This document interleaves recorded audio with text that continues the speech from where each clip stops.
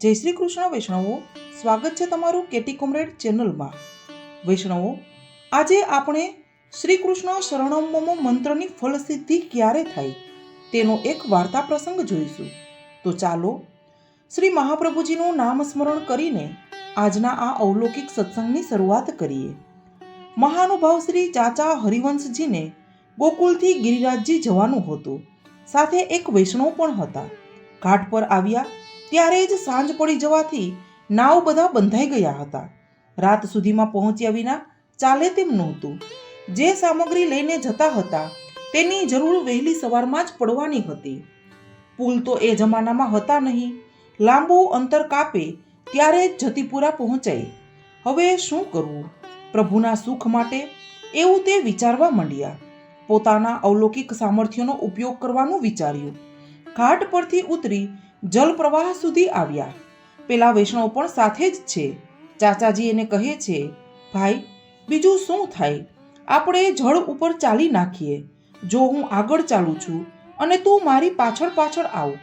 હું જ્યાંથી પગ ઉપાડું ત્યાં જ તું પગ મૂકજે.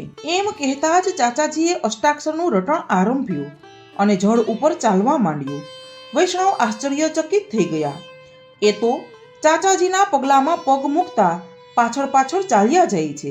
વૈષ્ણવ વિચારે છે કે આ સામર્થ્ય અષ્ટાક્ષર મંત્રનું છે. એ મંત્ર તો મને આવડે છે. હું પણ બોલતો જાઉં. અષ્ટાક્ષરનું ઉચ્ચારણ કરતા એ ચાલી રહ્યા છે.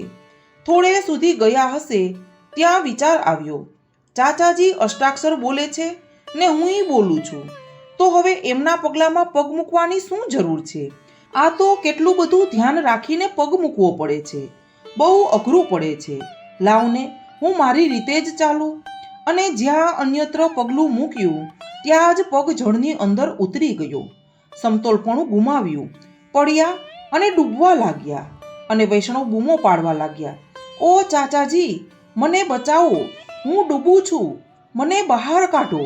આમ બૂમો સાંભળીને ચાચાજી પાછળ નજર કરે છે તો એ વૈષ્ણવ ડૂબકા ખાઈ રહ્યા છે. હાથ પકડીને ચાચાજીએ જળની ઉપર એને લાવ્યા અને પછી હાથ પકડીને જ એને પાર ઉતાર્યો. હવે એ વૈષ્ણવનો શ્વાસ હેઠો બેઠો. ચાચાજી પૂછે છે, ભાઈ, આવું કેમ કરીને થયું? વૈષ્ણવે પોતાના મનની વાત કહી અને પછી પૂછ્યું, ચાચાજી, આપ જે અષ્ટાક્ષર બોલતા હતા તે જ હું બોલ્યો, તો એ હું ડૂબવા કેમ માંડ્યો? એ વાત મને સમજાતી નથી. ત્યારે ચાચાજી કહે છે, વૈષ્ણવ, મંત્ર તો તેનો તેજ છે, પરંતુ મારો શ્રી ઠાકોરજીએ સાંભળ્યો છે, તારો હજુ નથી સાંભળ્યો. વૈષ્ણવ સાંભળી રહ્યા. એને આમાં કંઈ સમજ ન પડી. મથુરાથી ચાલતા મોડી રાત્રે બંને જણ જતીપુરા પહોંચ્યા. સામગ્રી ભંડારમાં મુકાવી પોતપોતાને સ્થાને જઈને સૂઈ રહ્યા. આ અદ્ભુત પ્રસંગ વૈષ્ણવના મનમાં રાતભર ઘોળાતો જ રહ્યો. બીજે દિવસે એ શ્રી ગુસાઈજીના દર્શને આવ્યો. બનેલી વાત કહ્યા વિના એનાથી રહેવાયું નહીં. પ્રભુ, કાલે તો આવું બધું અવનવું બની ગયું. અંતરંગ ભગવદીયના અવલૌકિક સામર્થ્યની અવનવી વાત સાંભળીને શ્રી ગુસાઈજીને આનંદ થયો. વૈષ્ણવ પૂછે છે, કૃપાનાથ, એક વાત સમજાઈ નહીં. ચાચાજીએ મને કહ્યું કે મારું ભગવાન નામ ભગવાને સાંભળ્યું છે, તારું હજુ નથી સાંભળ્યું. આવું કેમ કહ્યું હશે? કૃપાનાથ, એ કંઈ બૂમ પાડીને બોલતા નહોતા અને હું કંઈ મનમાં ગણગણતો નહોતો કે ન સાંભળે.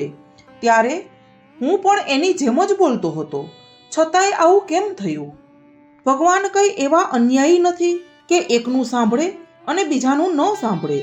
આપ કૃપા કરી અને મને કંઈક સમજાવો તો મને કંઈક સમજાશે. ત્યારે શ્રી ગુસાઈજી આજ્ઞા કરે છે, વૈષ્ણવ, અષ્ટાક્ષર મંત્ર તો મહાફલરૂપ છે, પરંતુ મંત્ર સિદ્ધ થવો જોઈએ, ત્યારે એના દ્વારા ઈચ્છિત કાર્ય થાય. ત્યારે વૈષ્ણવ પૂછે છે, મહારાજ, એ સિદ્ધ કેવી રીતે થાય? વૈષ્ણવે પૂછ્યું. ત્યારે શ્રી ગુસાઈજી આજ્ઞા કરે છે કે એ સિદ્ધ થવો સહેલો નથી. એક તો એ કે અષ્ટાક્ષરથી જ મારું સર્વ સિદ્ધ થશે એવો દ્રઢ વિશ્વાસ વૈષ્ણવ રાખે. મંત્રનો ભાવાર્થ વિચારીને શ્રી કૃષ્ણની શરણ ભાવના કરે. મન, વચન અને વર્તનથી અન્યાશ્રયનો ત્યાગ કરે. અન્ય દેવ, દેવી, મંત્ર જંત્ર રાજા, મનુષ્ય, ધન સંપત્તિ કે પોતાની જાતનો પણ આશ્રય નહીં. અશક્ય વા સુશક્ય વા સર્વથા શરણમ હરિ. સેવા તથા અસમર્પિત ત્યાગ દ્વારા સત્વશુદ્ધિ થઈને હૃદય શુદ્ધ બનવું જોઈએ. ભાવની દ્રઢતા માટે ઉત્તમ ભગવદીઓનો સંગ કરવો જોઈએ. અષ્ટાક્ષરનું રટણ વાણીથી કે હૃદયથી નિરંતર કર્યા કરે. સાધન તરીકે અમુક સમય જપ કરે એમ નહીં. એમાં મનનો સ્થાયી ભાવ થાય ત્યારે જ મંત્ર સિદ્ધ થાય છે. વૈષ્ણવ વિનવે છે, કૃપાનાથ, ચાચાજીએ તો મને જુદું જ કહ્યું. મારો સાંભળ્યો છે અને તારો હજુ નથી સાંભળ્યો. એનો અર્થ શું થાય? ત્યારે શ્રી ગુસાઈજી આજ્ઞા કરે છે કે જો ચાચાજી એમ કહે કે મેં મંત્ર સિદ્ધ કર્યો છે અને તે નથી કર્યો તો સાધન માર્ગ થઈ જાય. આ તો કૃપા માર્ગ છે. જીવ ગમે તેટલું કરે પણ તેનું કરેલું પ્રભુ સ્વીકારે, સાંભળે ત્યારે જ ફલિત થાય છે. ચાચાજી પુષ્ટિ સિદ્ધાંત બરાબર સમજ્યા છે. આવું કહીને એમણે પોતાની દીનતા પણ દર્શાવી છે, નહીં તો સાધન બળ મનમાં આવી જાય. આમ શ્રી ગુસાઈજીએ સિદ્ધાંત સમજાવ્યો. ત્યારે વૈષ્ણવ વિનંતી કરે છે, કૃપાનાથ, ચાચાજીનો ભાવ તો ઉચ્ચ છે જ, પરંતુ એ કઈ રાત્રિ દિવસ અષ્ટાક્ષર લીધા કરતા નથી. ત્યારે શ્રી ગુસાઈજી આજ્ઞા કરે છે, એમ તો અત્યારે જ એમને ઘેર જાઓ અને એ શું કરે છે એ જોઈ આવો. વૈષ્ણવ તરત જ ગયા. જુએ છે તો ચાચાજી ઊંઘે છે. એ પાસે જઈને બેઠા ત્યાં તો એના કાન પર અષ્ટાક્ષર ધ્વનિ અથડાવા લાગ્યો. બીજું તો કોઈ આસપાસ હતું જ નહીં. વૈષ્ણવને પ્રતીતિ થઈ કે એ ધ્વનિ ચાચાજીના હૃદયમાંથી, અરે રોમ રોમમાંથી આવી રહ્યો છે. જેમ હૃદયના ધબકારા થાય છે, જેમ અખંડ શ્વાસોશ્વાસ ચાલે, તેમ નિરંતર મંત્રધ્વનિ નિસરી રહ્યો છે. વૈષ્ણવના મુખમાંથી ઉદ્ગાર નીકળ્યા, વાહ, ધન્ય છે આવો પ્રબળ અધ્યાસ. એમને મંત્ર સિદ્ધ થાય, મંત્રથી સર્વ કાર્યો ફલિત થાય, એમાં શું આશ્ચર્ય! ક્યાં એ ને ક્યાં હું? રાજા ભોજ ને ગંગોતેલી. એના મનનો સંદેહ નિવૃત્ત થઈ ગયો. શ્રી ગુસાઈજી પાસે જઈને બધી વાત કરી.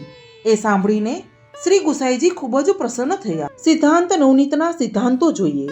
તેમાં પહેલો સિદ્ધાંત છે કે ભગવદીઓમાં અસાધારણ સામર્થ્ય હોય છે, પરંતુ અનિવાર્ય સંજોગોમાં એ પ્રગટ કરે છે. ચાચાજી કંઈ રોજ આ પ્રકારે નથી કરતા. બીજો સિદ્ધાંત છે કે આવા ભગવદીઓના સંગ દ્વારા સામાન્ય જીવો ઊંચે ચડી શકે છે. દીનતાથી એમનું દાસત્વ સ્વીકારવું જોઈએ. આ વૈષ્ણવના મનમાં બરાબરીની ભાવના આવી, માટે એ ડૂબ્યો. ભગવદીએ હાથ પકડીને પાર ઉતાર્યો, ત્યારે તે ઉતર્યો. ભગવદીયમાં તરવાનું અને તારવાનું બંને પ્રકારનું સામર્થ્ય હોય છે. હવે વિશ્વાસની વાત જોઈએ.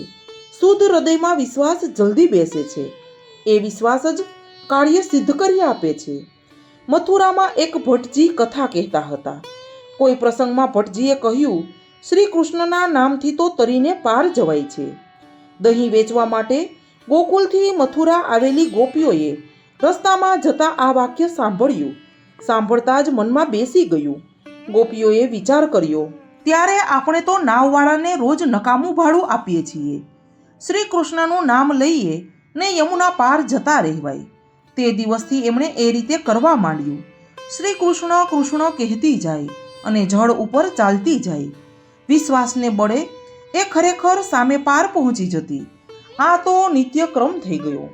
પછી એક દિવસ કોઈ ગોપીને ત્યાં ટાણું આવ્યું. બ્રહ્મભોજન કરાવવાનું હતું. પેલા ભટ્ટજીએ એમનું રોજનું ભાડું બચાવેલું એટલે એમને જમાડવાની ગોપીની ઈચ્છા થઈ. ગોપીએ ભટ્ટજીને નોતરું આપ્યું. બીજે દિવસે મથુરાથી ગોકુલ આવતા ભટ્ટજીને સાથે લીધા. ગોપી આગળ ને ભટ્ટજી પાછળ. ગોપી તો સડસડાટ યમુનાજી ઉપર ચાલવા લાગી, પણ ભટ્ટજી તો ઊભા રહ્યા અને બૂમો પાડવા લાગ્યા. ગોપી કહે છે, અરે મહારાજ, તમે જ અમને શીખવ્યું છે ને કૃષ્ણ કૃષ્ણ કહેતા ચાલ્યા આવો ને. ભટ્ટજીએ જળમાં પગ મૂક્યો ને એ તો ડૂબવા લાગ્યા. ગોપીને કહે છે કે મારે તો નાવ જોઈશે, તું એ સાથે રહે, મેં કંઈ તારું ઘર જોયું નથી. ગોપી કહે છે, મહારાજ, તમે કથામાં કહેલું એ શું? ત્યારે ભટ્ટજીએ કહ્યું કે બહેન, એ તો પોથીમાંના રીંગણા. એટલે જ તો કહેવાયું છે કે પંડિત પોથી બાંચકે રહ્યો પારકો પાર, કૃષ્ણચંદ્ર કે નામ તે તરી ગોપિકા પાર. તો વૈષ્ણવો, આ છે આપણા અષ્ટાક્ષર મંત્રનું સામર્થ્ય. વૈષ્ણવો, આ અલૌકિક સત્સંગને અહીં શ્રી મહાપ્રભુજીના ચરણોમાં સમર્પિત કરીને પૂર્ણ કરીએ. સર્વે વૈષ્ણવોને મારા જય શ્રી કૃષ્ણ.